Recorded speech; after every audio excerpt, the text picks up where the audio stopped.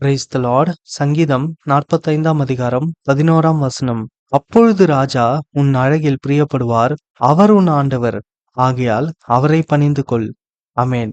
இந்த அதிகாரம் ராஜாவை குறித்து பாடின கவியாய் இருக்கிறது. அதிலே சொல்லப்பட்டிருக்கிற வார்த்தை தான், அப்பொழுது ராஜா உன் அழகில் பிரியப்படுவார், அவர் உன் ஆண்டவர், ஆகையால் அவரை பணிந்து கொள் என்று. இந்த வசனம் யாரிடத்தில் சொல்லப்பட்டிருக்கிறது என்று பார்த்தோம்னா, 9ஆம் வசனத்திலிருந்து நாம் வாசிக்கும்பொழுது, உமது நாயகிகளுக்குள்ளே அரசரின் குமாரத்திகள் உண்டு, ராஜஸ்திரீ ஓப்பீரின் தங்கம் அணிந்தவளாய் உமது வலது பாரிசத்தில் நிற்கிறாள்.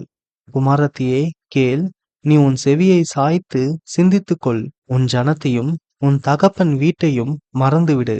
அப்பொழுது ராஜா உன் அழகில் பிரியப்படுவார், அவர் உன் ஆண்டவர், ஆகையால் அவரை பணிந்து கொள் என்று. ஆமென். இங்க பார்த்தோம்னா, நாயகிகள் இருக்கிறார்கள், அரசரின் குமாரத்திகள் இருக்கிறார்கள், ராஜஸ்திரீயும் இருக்கிறார்கள்.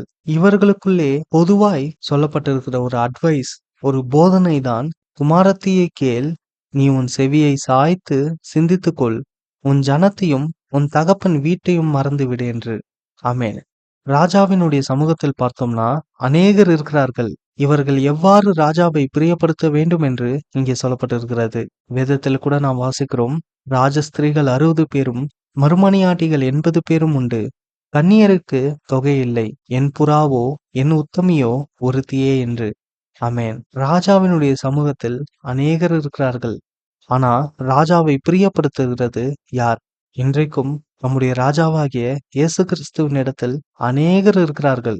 இன்னும் சொல்ல போனோம்னா, ஆண்டவராகிய இயேசு கிறிஸ்து இந்த உலகத்தில் மனிதராய் வந்திருக்கும் பொழுது அவரை அநேகர் பின்பற்றினார்கள். அநேகர் அவருடைய சீஷர்களாய் இருந்தார்கள். அவரிடத்தில் அன்பு கூர்ந்து அவரை பின்பற்றினார்கள்.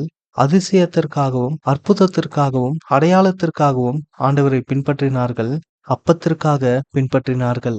இன்றைக்கும் ஆண்டவராகிய இயேசு கிறிஸ்துவை அநேகர் பின்பற்றுகிறார்கள். பின்பற்றுகிற நமக்கு சொல்லப்பட்டிருக்கிற ஒரு அட்வைஸ், ஒரு போதனை தான் இந்த வசனம். நாம் எப்படி ஆண்டவரை பிரியப்படுத்த வேண்டும் என்று நமக்கு இங்கே போதிக்கப்பட்டிருக்கிறது. என்னவென்றால், குமாரத்தியே கேள், நீ உன் செவியை சாய்த்து சிந்தித்துக்கொள், உன் ஜனத்தையும் உன் தகப்பன் வீட்டையும் மறந்துவிடு என்று. ஆமென். இவர்கள் ராஜாவினுடைய சமூகத்தில் கொண்டு வரப்பட்டிருக்கிறார்கள்.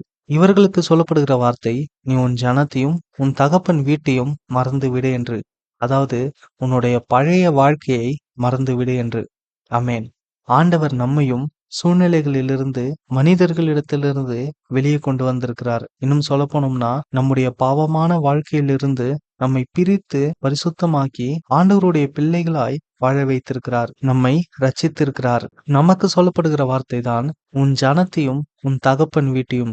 அதாவது, நீ எதிலிருந்து கொண்டு வரப்பட்டாயோ, எந்த பாவமான வாழ்க்கையிலிருந்து பிரித்தெடுக்கப்பட்டிருக்கிறாயோ, அந்த வாழ்க்கையை நீ மறந்துவிடு. பின்னானவைகளை மறந்து முன்னானவைகளை, அதாவது ஆண்டவர் நம்மை எதற்காக அழைத்திருக்கிறாரோ அந்த அழைப்பை நாம் நிறைவேற்றும்படி நாட வேண்டும். ஆமென். இதுவே ஆண்டவருக்கு பிரியம். அதுதான் சொல்லப்பட்டிருக்கிறது. அப்பொழுது ராஜா உன் அழகில் பிரியப்படுவார், அவர் உன் ஆண்டவர், ஆகையால் அவரை பணிந்து கொள் என்று. ஆமென். நம்முடைய ராஜாவாகிய ஆண்டவராகிய இயேசு கிறிஸ்துவே நம்முடைய ஆண்டவர். நாம் அவரை தான் பணிந்து கொள்ள வேண்டும். எந்த ஒரு மனிதர்களையோ கிடையாது. நாம் நம்முடைய ஆண்டவராகிய இயேசு கிறிஸ்துவையே பணிந்து கொள்ள வேண்டும். நாம் மனிதர்களை பிரியப்படுத்த நாடக்கூடாது. நம்முடைய ராஜாவை பிரியப்படுத்த நாட வேண்டும். ஏனென்றால் அவரே நம்முடைய ஆண்டவர். ஆமென். தாவீது ராஜா சொல்கிறார், கர்த்தரை எப்பொழுதும் எனக்கு முன்பாக வைத்திருக்கிறேன் என்று. ஆண்டவரே நமக்கு முன்பாக இருக்கிறார். ஆகையால் நாமும் ஆண்டவரையே முன்பாக வைத்துக்கொண்டு பின்னான வாழ்க்கைக்கு திரும்பாமல் நம்முடைய ராஜாவையே நோக்கி நாம் ஓடுவோம். அவரே நம்முடைய ஆண்டவர். அவரையே நாம் பணிந்து கொள்வோம். இதுவே நம்முடைய ராஜாவாகிய ஆண்டவராகிய இயேசு கிறிஸ்துவுக்கு பிரியம். ஆமென்.